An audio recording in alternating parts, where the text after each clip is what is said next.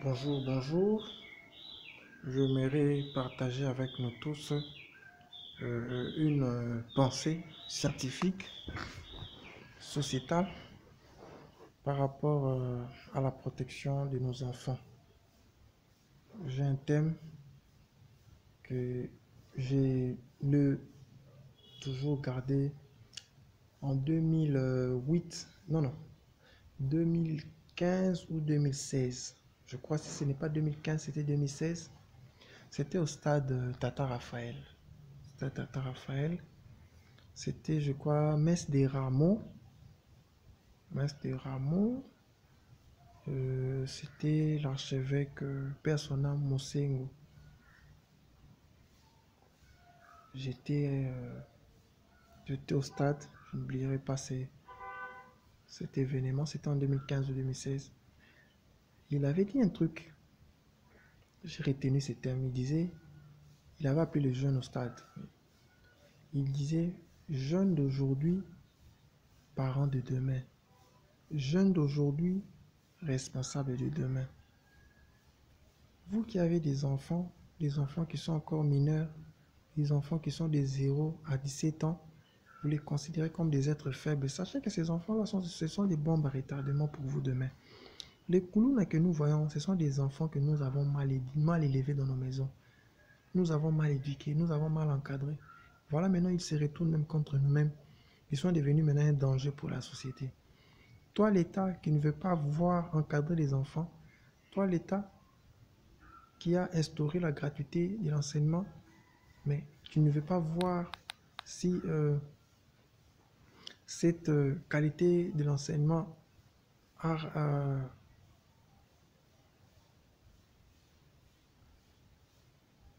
tu ne veux pas voir cette gratuité de l'enseignement si ça encore, moi je peux dire ça, valoriser la qualité de l'enseignement ou pas.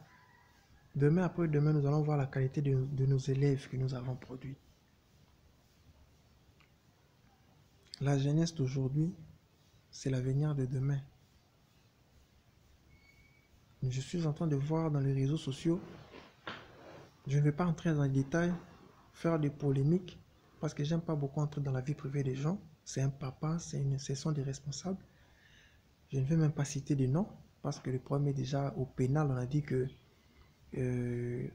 la fille aurait porté plainte, donc pas beaucoup de commentaires là-dessus. Mais sinon, je veux simplement, comme c'est un problème social, c'est un problème sociétal, je l'ai vu dans les médias sociaux. Moi, ce que je voulais interpeller, ce sont des parents. Je ne comprends pas un papa responsable envoyer une fillette de 9 ans aller danser. Alors que nous savons tous que nos orchestres, il y a des obscénités, bah danse de la malongate, bah cri à malongate. Moi, papa responsable a envoyé ma fille de 9 ans. On dit, bon, ils ont qui conditions, il y a vie. Et là encore, j'interpelle maintenant notre État aussi. L'État congolais, si nous voyons aujourd'hui des prostituées mineures, il y a des prostituées mineures ici en RDC, à Kinshasa.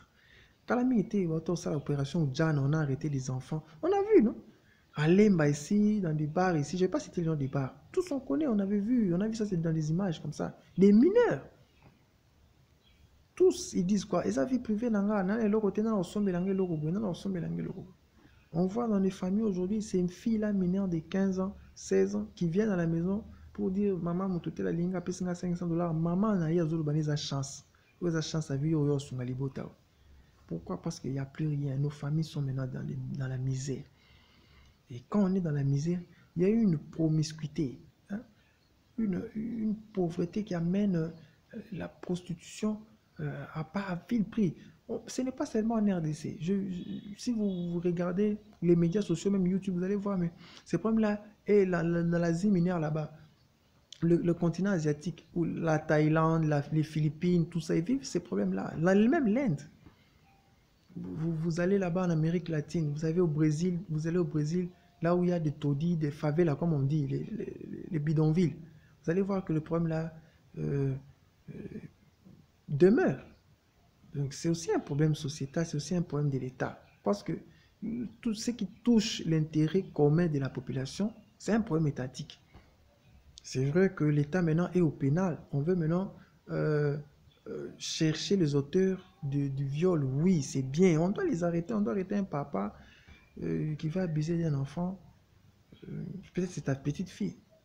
Mais aussi, l'État devait encadrer ces jeunes enfants-là.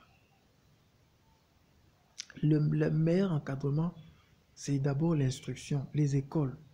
Beaucoup de nos enfants ne vont plus à l'école. Et surveiller même cette gratuité-là. La gratuité ne peut pas être maintenant l'objet des euh, mauvaises qualités. Parce qu'aujourd'hui, avec la gratuité, on doit maintenant, l'État maintenant doit, avec l'inspection générale de l'enseignement, vérifier maintenant la qualité de l'enseignement. Et autre chose, nos familles, nous avons nos mœurs, nous avons les mœurs africaines. Dans nos mœurs, on, j'allais dire comment, on a une sorte de tabou. La femme n'est pas un objet où il exhibe sa sexualité comme ça dans des télévisions comme on le voit aujourd'hui.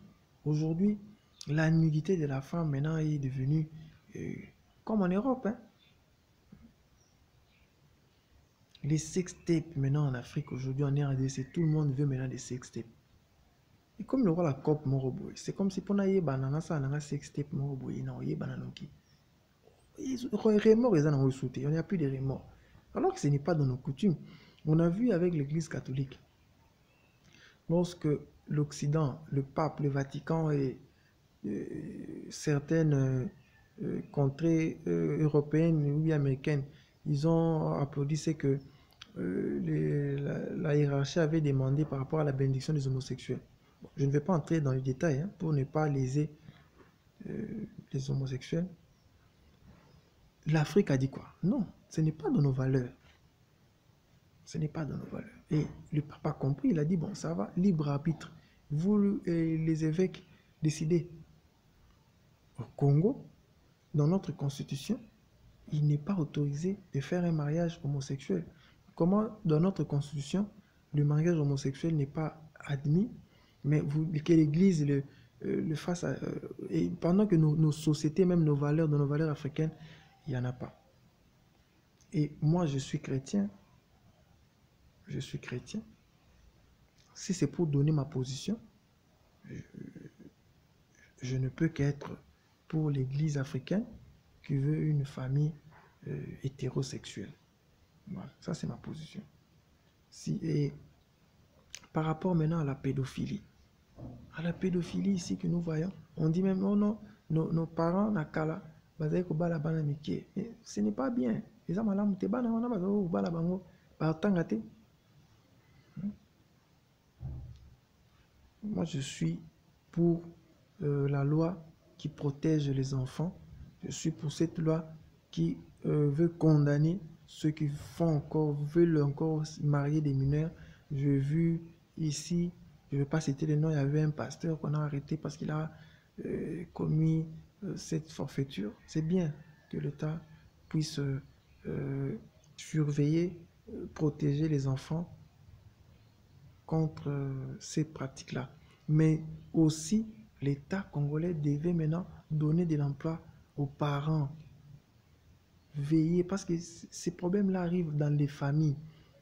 Une famille pauvre, on n'a pas de choix. Les parents maintenant n'ont plus la responsabilité.